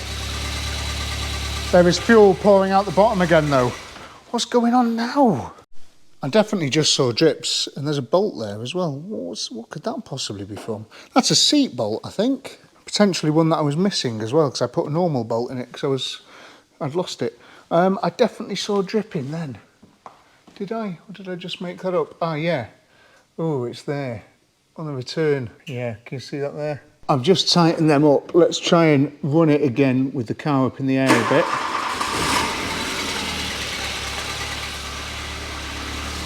Just make sure everything's hunky-dory there. I'll tighten them up a bit. Doesn't want to run. Why not? It's probably the crank sensor in it, whatever's wrong with it. Come on now, please.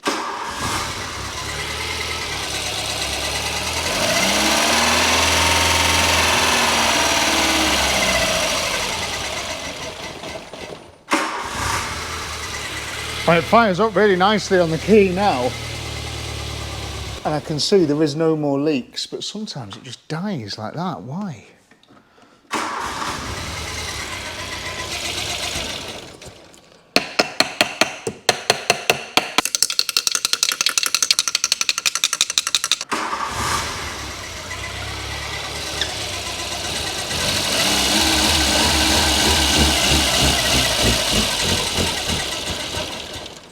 I'm going to get it off the ramp and get it outside before it gasses us alive in here.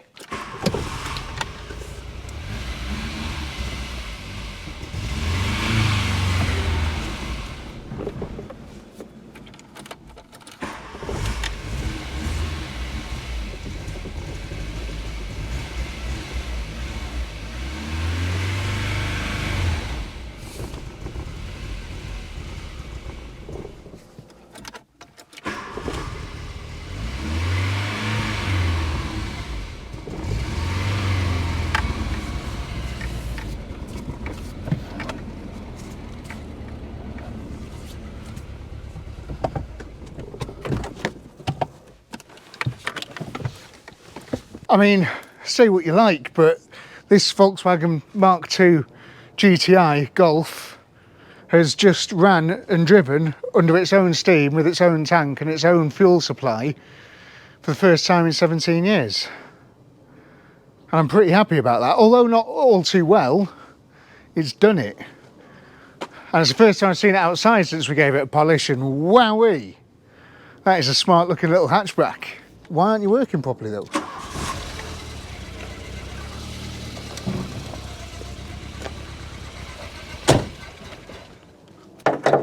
These things are very finicky, but I think this one is doing something, because when I press the accelerator it does sort of accelerate-y things, so it can't be all that bad.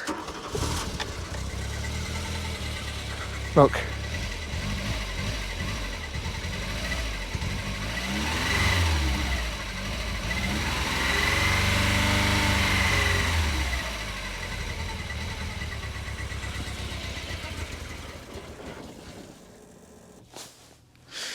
Still nothing leaking.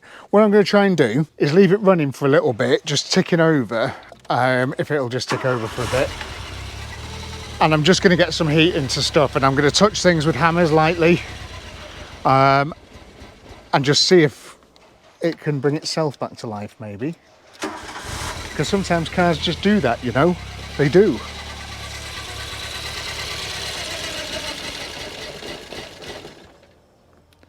Maybe not this one though. Anyone remember this though?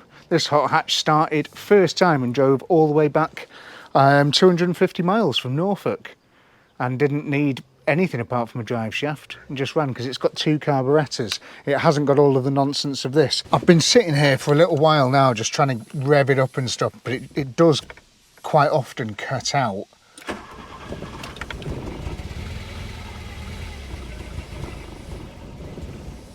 like that. But also, a very interesting thing is the fuel gauge is working. Hey! It's pretty cool, isn't it? Engine's not, but the fuel gauge is.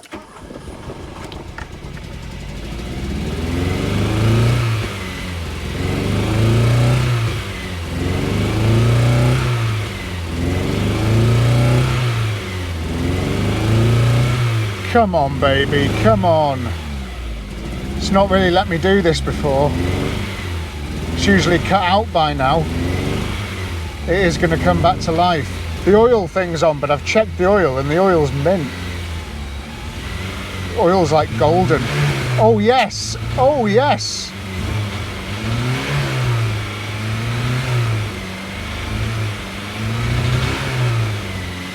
That's 4 cylinders.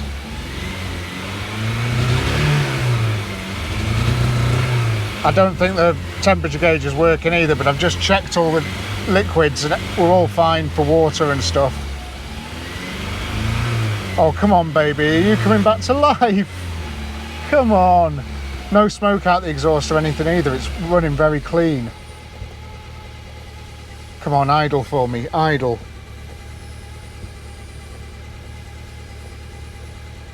Oh my God, I think it's idling. Oh my God, come on. Is this thing gonna work?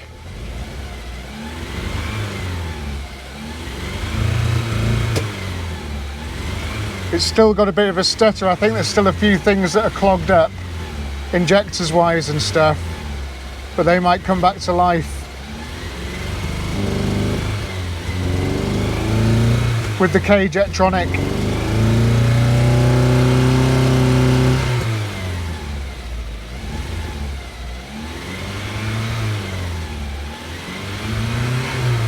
Oh, I can feel it then.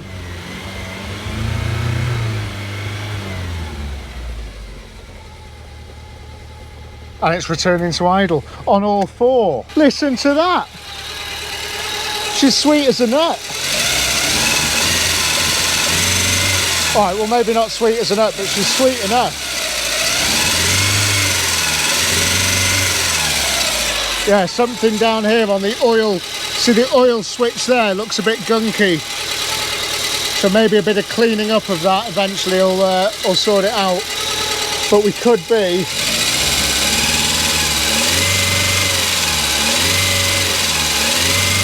I'm now going to attempt to drive the Golf for the first time in 17 years properly. Also, look how nice the Panhard looks. She's had a bit of a treatment, and you'll see exactly what's happened to the Panhard in the show video, which is going to come out next week. But God, doesn't it look good.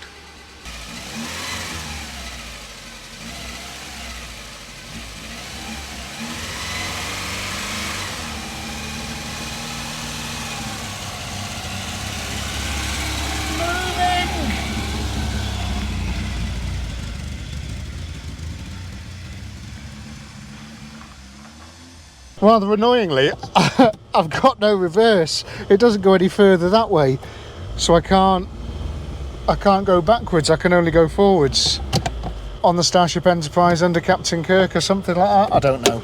I think the fan was just working, which is amazing news. So we've got an engine that's cooling itself as well as running. What an exciting day. Right, let's see if it drives around the yard. I mean, she's still not perfect. She's getting some heat into her, and all the brakes and stuff are a little bit stuck on-y. Well, they're not stuck on, they are rotating, but they're hard to sort of, quite hard to move.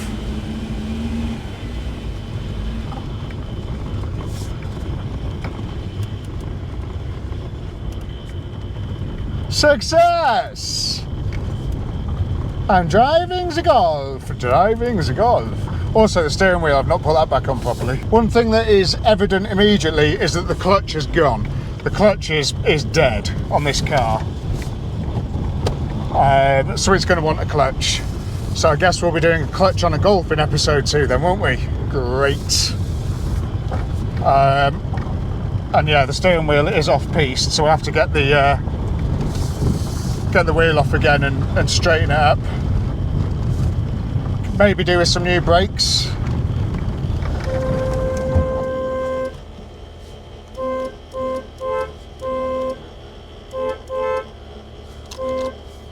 when I push on the steering wheel, the horn goes off. What are you doing to me?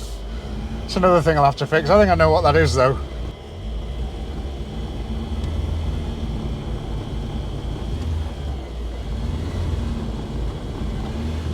Yeah, the clutch is slipping a touch there. Definitely wants a clutch, definitely. And it wants one of those gearbox gear linkage rebuild kits. Desperately needs one of those in its life, I think. Oh man, this thing. Got to sort that oil light out, find out why the temperature gauge isn't working. But apart from that, the brakes and the horn at the same time seems to be working. It's like a Top Gear trick, isn't it? Yeah, that clutch is properly on its last legs. That's probably why it was parked up then, because the gearbox was rubbish. Not the gearbox, the gear linkages, rubbish. And the clutch is slipping. So we've got a couple of jobs to do there, gearbox wise, but I tell you what, if ever there was a car that was worth spending that time on, it's definitely this little thing. She is a dream. Oh, welcome back to life, little car. Welcome back to life. Come on, let's have another couple of laps at you. That's it. So yeah, maybe a new set of discs and pads all round would probably help, because the rest of it seems to work brake wise. Sort the horn out. Gearbox needs a clutch and new linkage kit, and she'll be ready for the road. Also, when the new fuel pump arrives, the proper one for the car, I'll get all that stuff recommissioned, so at least it'll have the proper stuff going back in. Not this Fisher Price fuel pump that I've thrown on there, MacGyvered in, but it works though, doesn't it? One thing we never do on Tasty Classics is test sunroofs. Oh my God, it's rust free and working like brand new. Oh, I love this thing. What a cool car.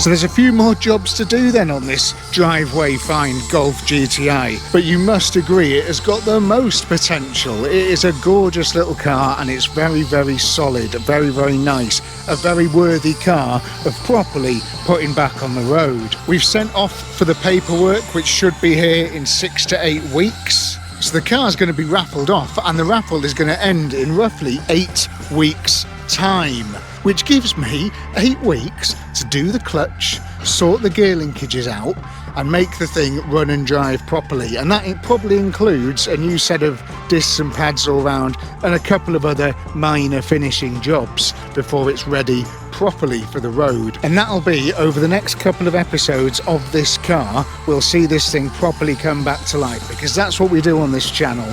We bring these old cars back to life and we give them a proper second chance. And if you've enjoyed watching me do that with this little Golf, bringing this thing back to life, then hit the subscribe button. That'd be really cool. If you can hit the subscribe button, I would massively appreciate it. And go onto the Tasty Classics website, buy some merchandise, that sort of stuff, and enter the raffle for this car and the Proton Satria GTI. Currently raffling 2 GTIs. I've got to move these things on. Got to make space for all of the other cars that are coming to the channel. But yeah, a bit more work to do on this, but it has been so much fun. I'll see you in the next episode of this Golf and the next Tasty Classics video. Who knows what that's going to be? Well, I do. It's going to be a video about the show, the Tasty Classics Cars and Coffee. So anyway, I'll see you then. Bye.